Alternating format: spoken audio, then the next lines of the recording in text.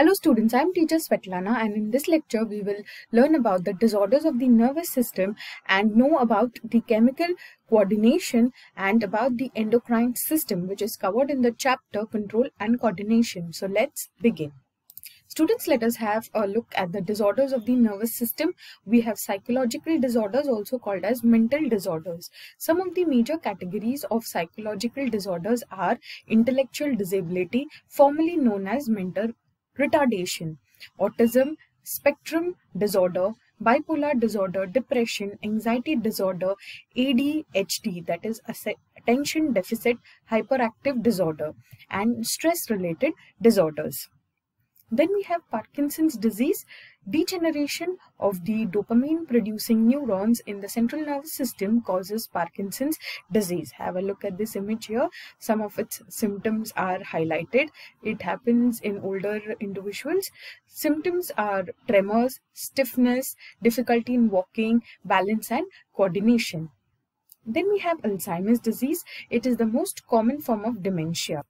Its incidences increases with the age, showing the loss of cognitive functioning, thinking, remembering, reasoning, and behavioral abilities to such an extent that it interferes with the person's daily life and activities. It occurs due to loss of cholinergic and other neurons in the central nervous system and accumulation of amyloid proteins. Have a look at this image here. You can see this is the image of your healthy neuron and a healthy brain, and here is the image in the Alzheimer's disease. You can see the neuron is highlighted, and this yellow proteins are the amyloid proteins which are getting accumulated. There is no cure for Alzheimer's, but treatment slows down the progression of the disease and may improve the quality of life. Now students, let us move towards chemical coordination. The cells and organisms communicate with each other through chemical signals. Also, they are broadly of 4 types, which are as follows. Autocrines, cells release secretions to stimulate itself. We have paracrines, cell release secretion to stimulate neighboring cells. Endocrines, cells release secretion to stimulate distant cells. And pheromones, organs release secretions to stimulate other organisms. Higher animals have complex body organizations. Due to this, in addition to the nervous coordination, there is a need of chemical coordination. Thus, chemical coordination is carried out by secretions of ductless glands. This chemical coordination system is also called as the endocrine system. Students, the endocrine system controls body activities by means of chemical messengers called as hormones. Hormones are released directly into the blood. The hormone is carried all over the body via blood. However, the message is relayed only to the target organs, which are stimulated to carry out specific process which includes activities like growth and development. So let us have a look at the properties of the hormones. They act as chemical messengers and are effective in very low concentrations.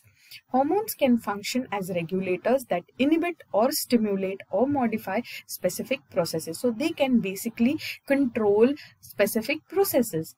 Some hormones interact with receptors present on the plasma membrane of the target cells, whereas some enter the nucleases to interact with the genes. So some hormones, they just interact with the receptor on the plasma membrane, and some have the abilities to enter inside the nucleus.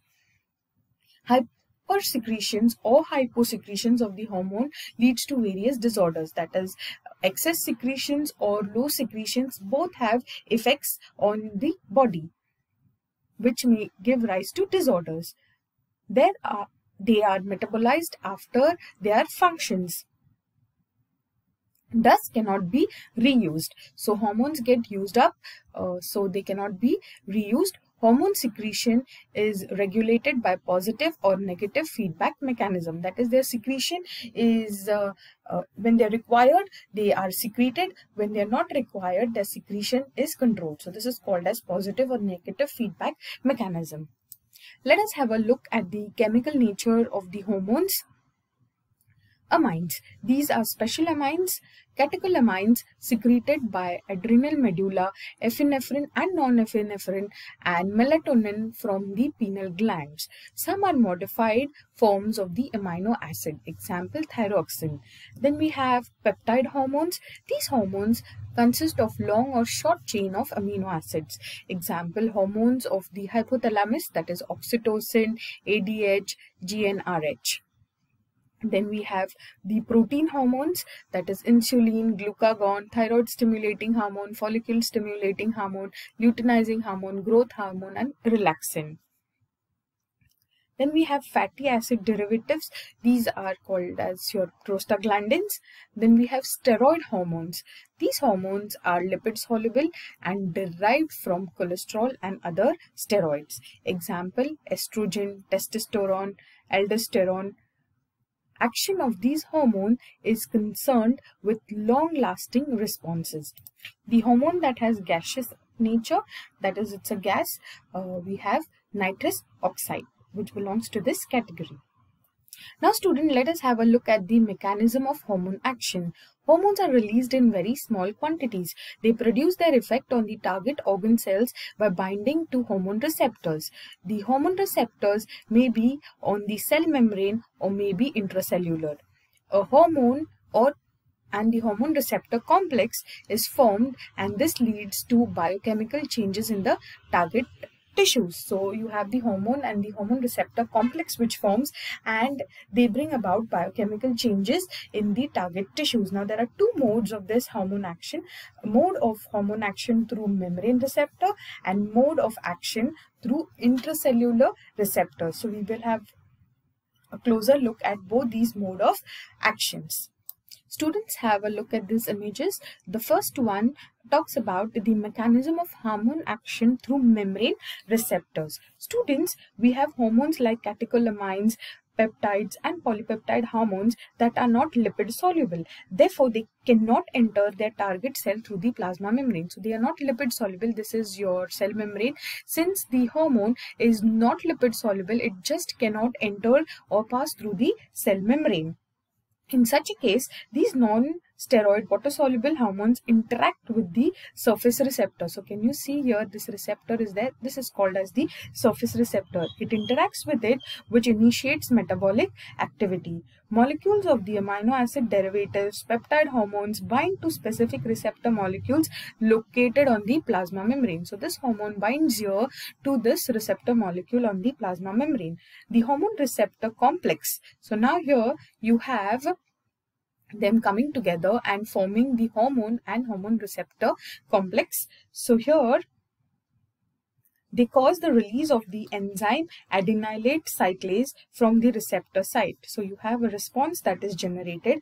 This enzyme forms cyclic AMP from ATP of the cell. This cyclic AMP here. So generation of the second messenger. You have the cyclic AMP which is formed. This cyclic AMP activates the enzyme action, that is a biochemical response is generated. The hormone acts as the first messenger and cyclic AMP acts as the second messenger. So here your hormone is the first messenger, your cyclic AMP is the second messenger.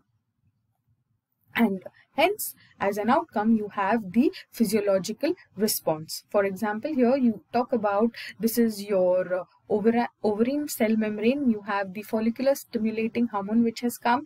It initiates the first response. As a second response, the cyclic AMP is formed, and the biological response gives rise to physiological response. That is, it gives allows the ovarian growth. Now students, here have a look at this image here. This is talking about the mechanism of hormone action through intracellular receptors now. So the receptor is basically in the action through membrane receptor. The receptor is present on the membrane, and in intracellular receptor, the receptor is present inside or within the cell membrane. So it's inside the cell. So here now what happens is you have your hormones like steroid and thyroid hormones that are lipid soluble. They easily pass through the plasma membrane. So you have this hormone here, estrogen, which is easily passing through the plasma membrane. of the target cell into the cytoplasm. In the cytoplasm, they bind to specific intracellular receptor proteins, forming a hormone receptor complex that enters the nucleus. So here you can see the receptor hormone complex is formed and it has entered the nucleus. The hormone receptor complex binds to specific regulatory sites on the DNA. Now it is going to bind to a specific regulatory site on the DNA, and hence the activated genes transcribes the mRNA, which directs protein synthesis and enzymes in the cytoplasm. So now what happens is, when it binds to the mRNA, you have protein synthesis that is initiated and a physiological response. Now in this case, tissue growth and differentiation will take place. Now action of lipid soluble hormones is slower, but it is long lasting. So these are the two mechanisms of hormone action. Thank you, student, for participating in this lecture. See you soon again with the next topic. Till then, take care, be safe, and keep learning.